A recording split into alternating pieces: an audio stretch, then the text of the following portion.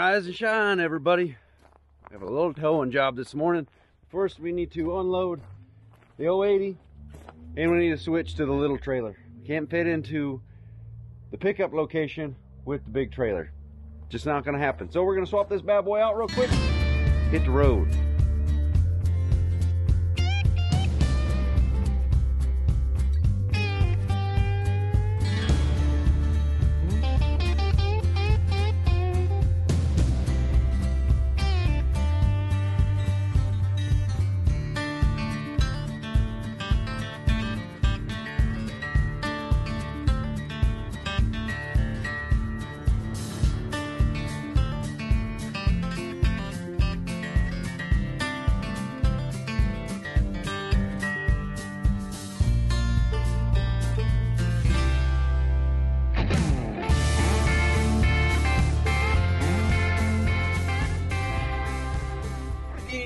I can't wait to get back on the road again. That's what Boone says every morning. Just can't wait to get back on the road. So we're cruising over to my buddy's house to grab his TL12. It's 12,000 pound skid steer. I believe he just got the brush rake on it. He doesn't have a CDL driver on his payroll, so he ended up just selling his transport trailer for his machine. And I get to haul it whenever he needs it moved. Fortunately, I don't get to haul it back from this job because I will be out of town. So I'll have to make a phone call for somebody else. We got the little Haas trailer back there, and you'll see this driveway is pretty tight. I think this trailer is going to maneuver it pretty well. His trailer that he used to own was a little bit longer and 3-axle. It used up all the real estate, but since this one's a 2-axle full tilt, the axle's just a slight bit farther forward than your conventional 22-footer, but we'll maneuver just fine. Then we just got to haul it to town. I think I showed you guys this road before. It's not tight, but it could use just a little bit in a couple spots. Mainly there's a big rock up here on the inside of one of these corners. Not an ideal one to hit with a sidewall with a standard 10-ply, I tell you. Especially when you're loaded. Looks like he's groomed this up just a little bit. Just a little bit. Alright, I'll stop singing. Sorry, Boone, sorry. Yeah, it's right here. Inside of the corner, Apex got a little freaking heel clicker right there. Several people have hit it. Let's try to take her wide. That's it. Got to run a timer with gallons per minute because I don't have a meter.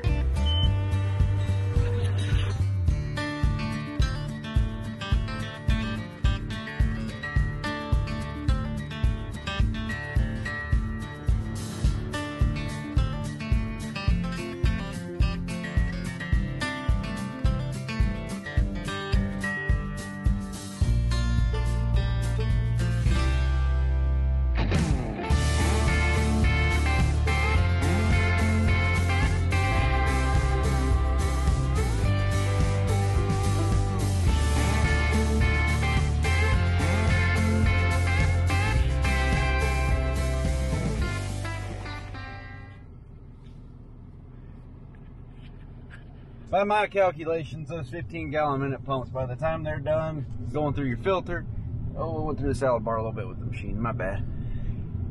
By the time they get going through the filter, through the hose, through your nozzle, you're getting half. So around 7-8 gallons a minute. It lasted 3 whole minutes, boy. Oh boy. So 20-ish gallons. Write that on the charge, and then we are gonna go drop this bad boy off. 32 degrees down here. Woo! It feels colder than that. That moisture content is very high. Truck decided to go back to high idle. Like this corner right here. It's not bad. They give you just enough room on the shoulder to take her wide, and you can fit the goose through here. Funny story about this old mine right here. Guy that owned that property actually owned a piece of property in Ireland. Didn't know there was any correlation, but when we were in Ireland last year, we were doing a tour around this. It was like a Wayne Manor size of a mansion estate. And they're like, oh yeah, that guy owned a piece of property in California.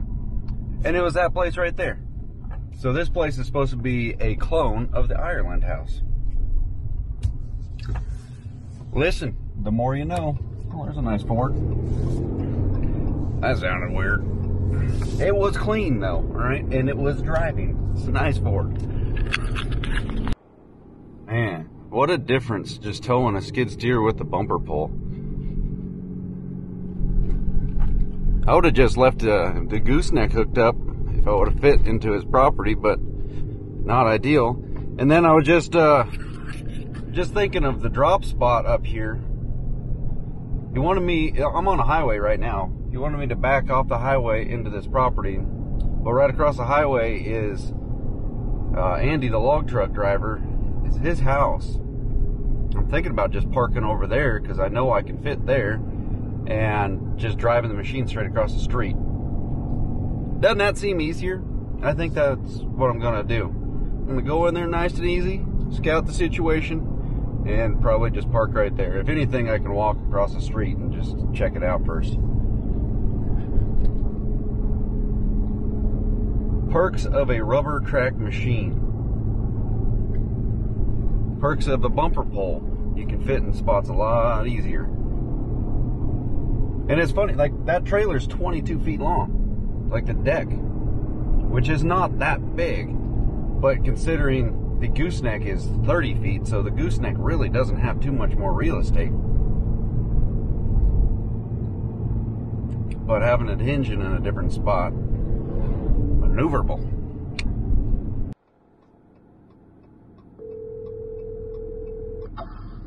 Hello? Hey, I'm hauling a skid. You're not home, are you? I'm on the property. Okay. I'm hauling a skid steer for Tom to cross the street from your house, so I was just going to park in your driveway, just making sure I wasn't going to be blocking you if you're coming in. Yeah, you're not. Okay, cool. Thank you. Okay, Talk to you later. Bye.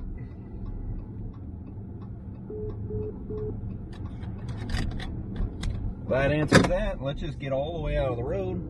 We can fit right there in Andy's yard, because there's where we need to go to right there.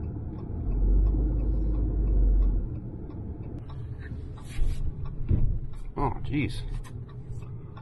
Whoop-de-doos. Whoop-de-don'ts. I really like that spot. Let's back her up just a little bit.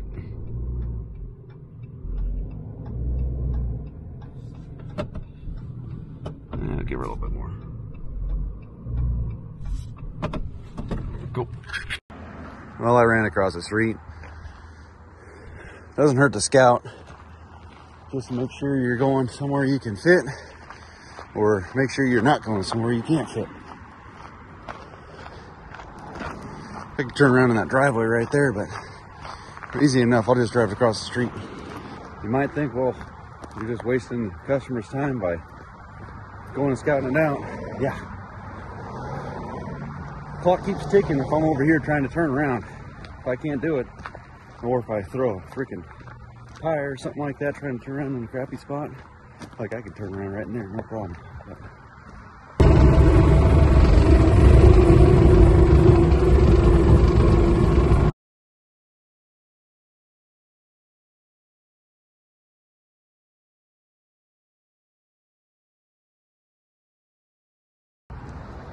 see it? Sitting behind that tree. All right, cool. There's my truck way over there. Quick little, where's it at? Shoot you guys to that. There it is. Hey, done deal there. Well, except for the fact we still have to drive home. Got it rig fueled up. I'm gonna see him in a little bit. I'm gonna say you probably need to tighten the tracks just a little bit on that rig. I am on a limited amount of time. It's going to be just shy of the 2-hour minimum. So 2 hours, get out, get done, get out and get her done.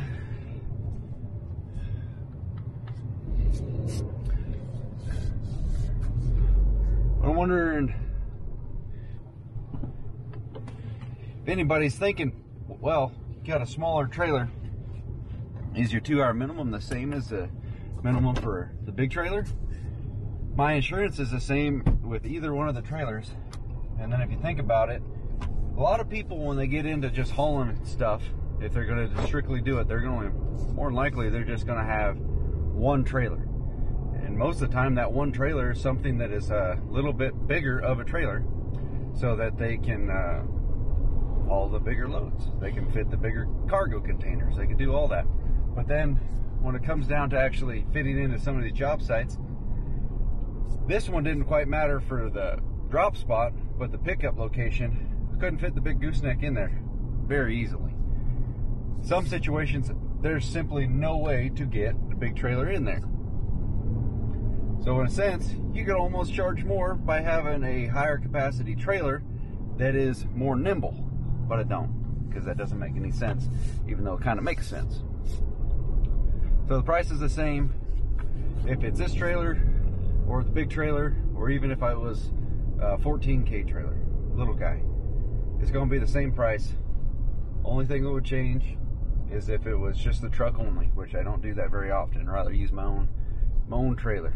But we're going to circle the block here.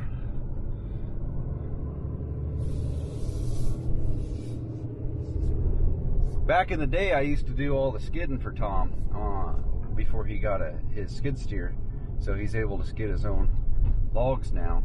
And on occasion, we'll come out and do a job cleanup with the masticator for him. But he's a good guy, so I try to price it right. And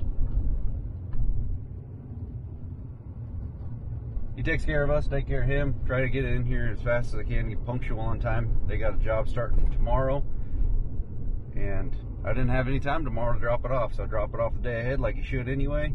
Wanted to drop it off last night, but sunset so soon, and I couldn't see bringing it over here in the dark because can't see nothing. Didn't know if the job site was going to be terrible.